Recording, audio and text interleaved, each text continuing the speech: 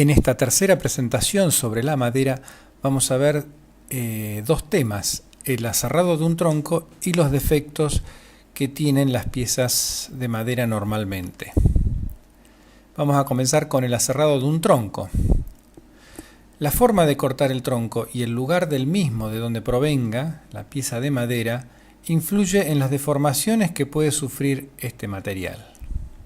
Se puede extraer la madera de distintos lugares de un tronco. En este gráfico podemos ver que una pieza de madera puede provenir de este sector, donde el resultado de las vetas en las distintas caras de la madera va a ser este.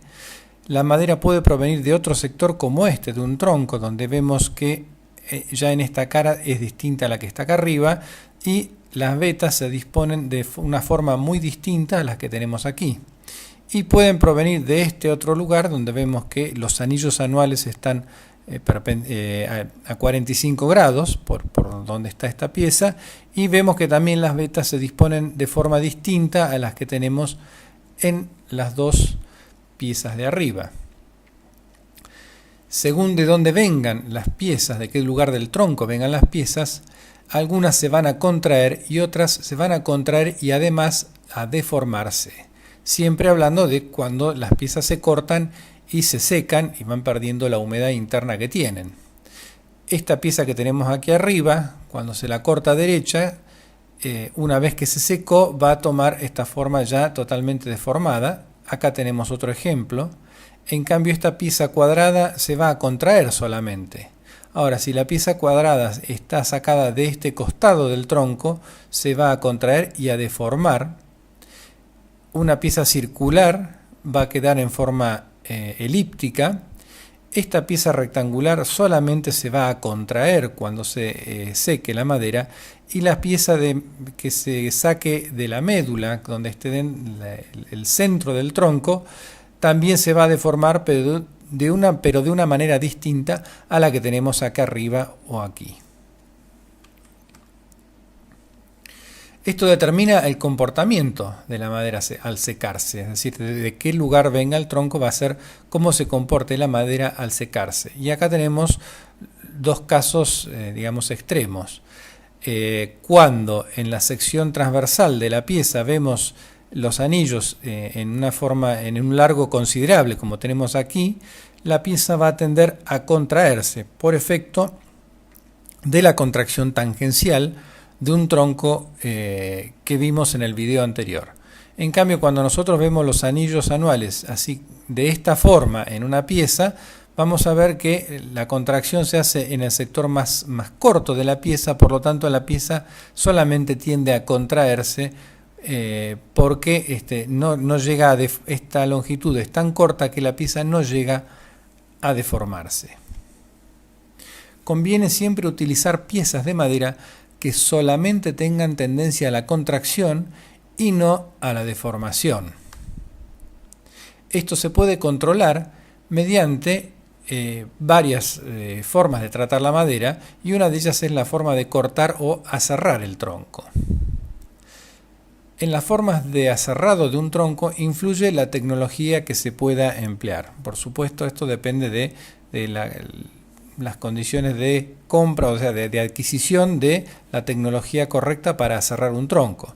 Aquí vemos en este esquema lo principal que se hace cuando se aserra un tronco. Lo primero es sacarle toda la corteza mediante un astillado, y después hay unas distintas formas de aserrarlo. Aquí tenemos una sierra múltiple y aquí tenemos otras piezas que hacen el canteado. Esto es, digamos, lo que se hace con un tronco para sacar piezas de madera del mismo. La tecnología empleada puede ser relativamente simple, como la que tenemos aquí en este aserradero. Estas máquinas son bastante sencillas y de manejar, de operar y de adquirir, son relativamente económicas, y puede ser también que se emplee maquinaria grande y más compleja con mayor tecnología, como lo que podemos ver en este aserradero. Vamos a ver entonces la primera forma de aserrar un tronco, que es el aserrado en paralelo.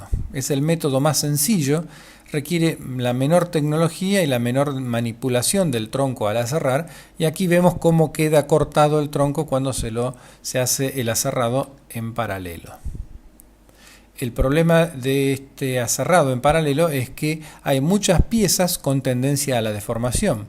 Por lo que habíamos visto antes, aquí tenemos esta pieza. Cuando se la corte va a quedar una tabla cuya sección transversal va a ser esta. Tenemos los anillos anuales dispuestos de esta manera, y por lo que habíamos visto antes, esto va a tener una gran tendencia a la deformación.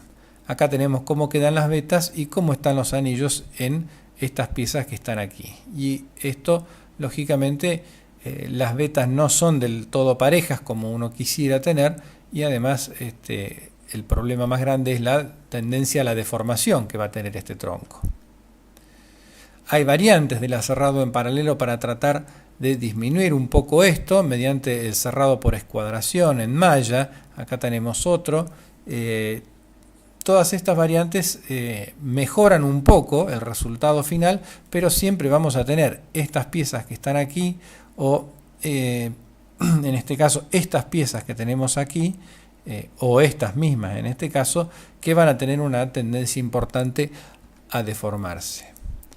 El otro sistema, del cual también hay muchas variantes, es el aserrado en cruz o en cuartos, en el cual el tronco se lo corta de esta forma o de esta, pero lo que ocurre en esto es que se requiere más tecnología y mayor manipulación de las piezas.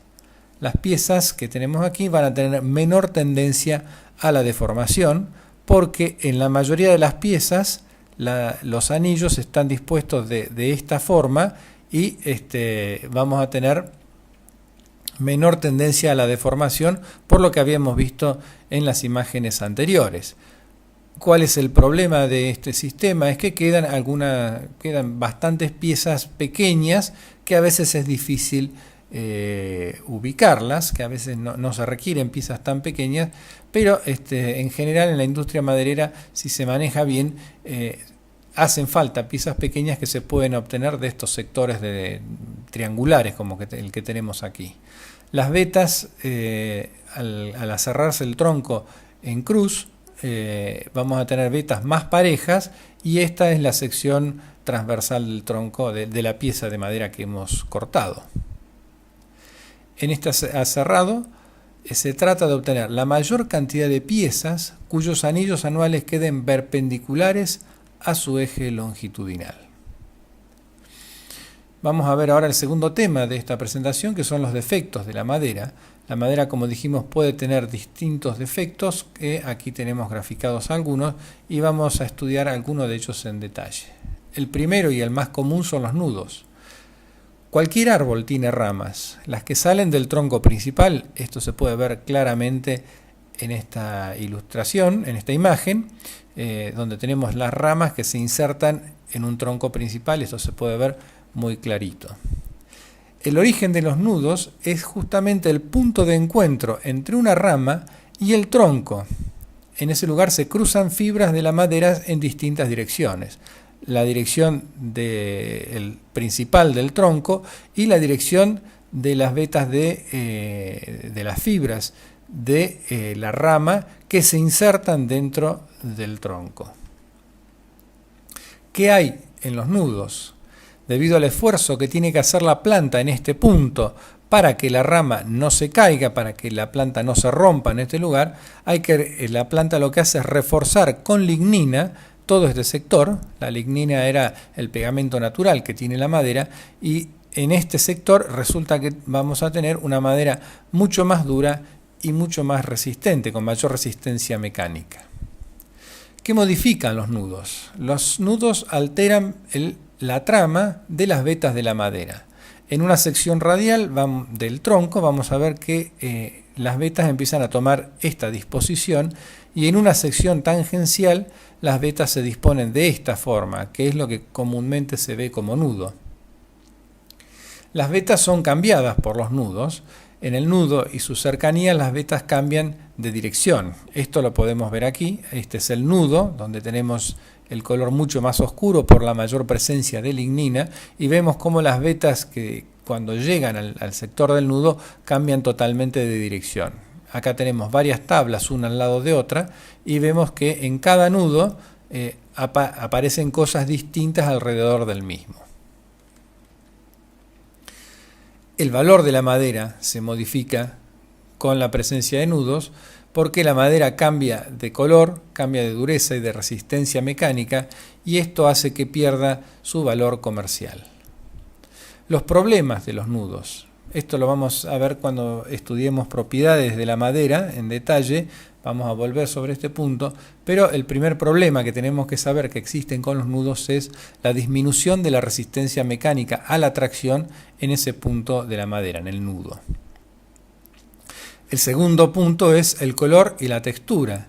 El defecto de los nudos es rechazado por la mayor parte de la gente que compra madera, lo que hace, como dijimos recién, que la madera pierda valor comercial. Acá este es el nudo y esto hace que esta pieza ya empiece a no querer ser utilizada. Acá tenemos algunas sillas hechas con madera donde vemos nudos, vemos varios nudos. Esto a algunas personas les puede gustar en muebles de tipo rústico, pero en general la gente no quiere madera con nudos. ¿De qué dependen los nudos? En primer lugar, de la cantidad de ramas del árbol. Cuantas más ramas tenga el tronco, más cantidad de nudos tendrá. Esto lo podemos ver en este gráfico. Cuando el tronco tiene muchas ramas desde abajo, vamos a tener piezas de madera que van a atravesar esos nudos, y esto le va a ocasionar todos los problemas que vimos anteriormente. Si el árbol tiene un tronco derecho sin ramas, las ramas en la parte superior del árbol, vamos a encontrarnos que desde este punto hasta prácticamente el cuello del árbol vamos a tener piezas de madera sin nudos o con nudos muy chicos. Los nudos dependen del correcto manejo de un bosque. Esto ya es más para el área forestal, pero no es lo mismo tener un árbol cuyas ramas son grandes. Esta es la forma, el pino tradicional que uno suele ver hasta en algunos dibujos y en caricaturas, donde acá tenemos algunas ramas importantes y los nudos que va a haber en este sector del árbol van a ser grandes. En cambio, en este bosque donde las ramas de abajo se han cortado, donde las ramas de arriba son más finas, los nudos van a ser más delgados. La poda de ramas en un bosque es fundamental. El manejo correcto de un bosque artificial requiere de podar las ramas cuando son pequeñas para evitar justamente que los nudos sean grandes. Acá vemos en este pino, todavía muy joven, que se le han cortado las ramas en la parte inferior, y esto hace que estos nudos ya por ahí, cuando el pino sea muy grande, este nudo va a ser muy chiquito y no va a ocasionarle problemas a la madera. La poda de ramas garantiza que los troncos tengan pocos nudos y que sean pequeños, y además protege el bosque de los incendios. Acá tenemos un bosque donde ya está siendo talado en forma comercial. Vemos el largo de las piezas de los troncos, lo cual va a dar piezas de madera de una longitud importante y con muy pocos nudos en su interior. El otro defecto importante de la madera son las fisuras. Las fisuras son grietas a lo largo de las vetas de la madera, como podemos ver aquí. ¿De dónde se originan las fisuras? Se originan cuando ocurre la contracción por desecado de un tronco, que habíamos visto en la presentación anterior.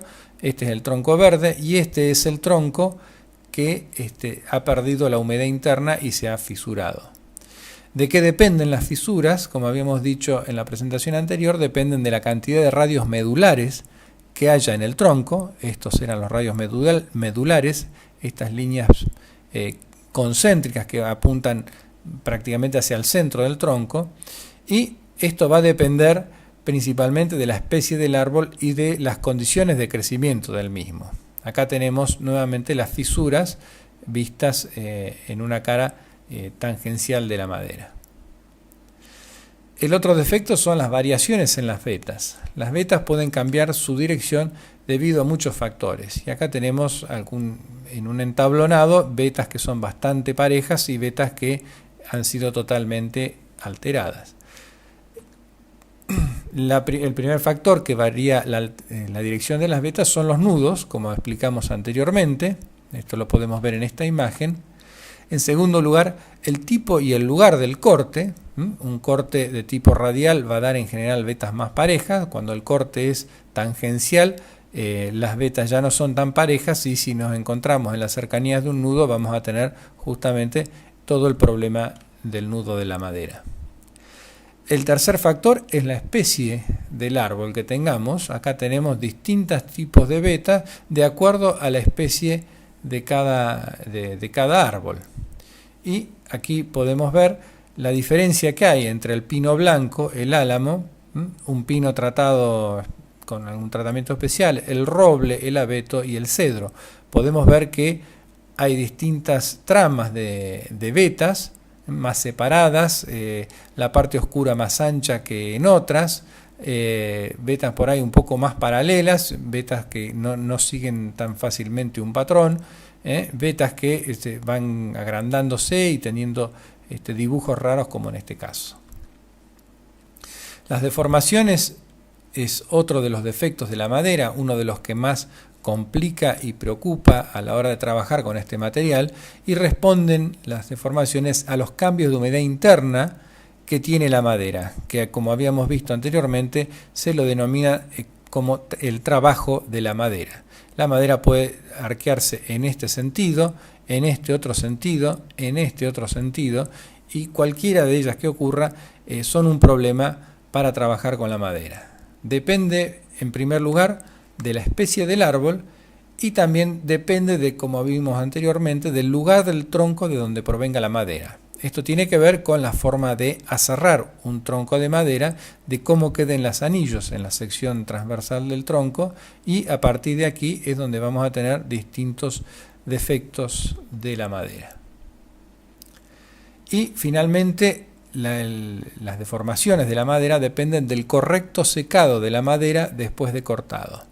El secado es un tratamiento hay distintos tipos de secado, pero todos son el tratamiento que se le da a la madera después de cortada, justamente para que no se deformen las piezas de madera. Esto es un tema complejo y lo veremos en la próxima presentación que hagamos sobre la madera.